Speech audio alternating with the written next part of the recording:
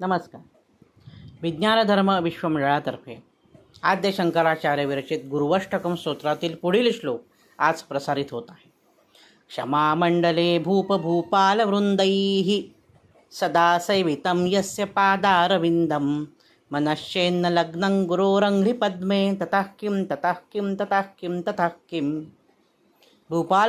भूपभूपालवृंदैः क्षमामंडले सदा सैवितं म्हणजे क्षमामंडल, क्षमा म्हणजे पृथ्वी, मंडल म्हणजे गोल.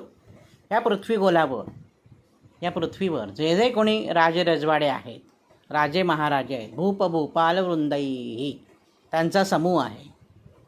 त्यांनी समजा एखाद्याची सेवा केली म्हणजे थोडक्यात काय तर एखाद्याला राजाश्रय प्राप्त झाला.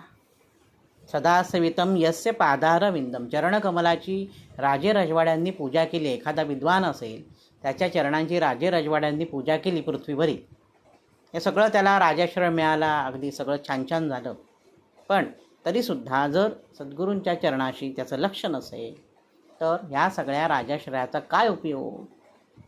श्री सद्गुरू सांगतात नेहमीच की भगवंत हा तुमच्याकडे बघतच असतो, तसं सद्गुरू तुमच्याकडे बघतच असतात.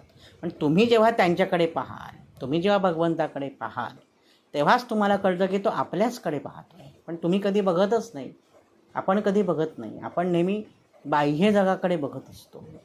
काय बघायचं हे कळलं पाहिजे. देवळात गेल्यानंतर काय पाहायचं, मूर्ती पाहायची, मूर्तीला घातलेले दागिने पाहायचे, मूर्तीला चढवलेले पोशाख पाहायचा का नक्की काय पाहायचं. तर मूर्तीचं तत्त्व जाणून घ्यायचा प्रयत्न करायचा.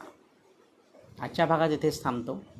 नवनवीन माहितीपूर्ण व्हिडिओ पाहण्यासाठी, ऐकण्यासाठी वैभवदाता ऑफिशियल हा माझा यूट्यूब चॅनल जरूर सबस्क्राईब करा.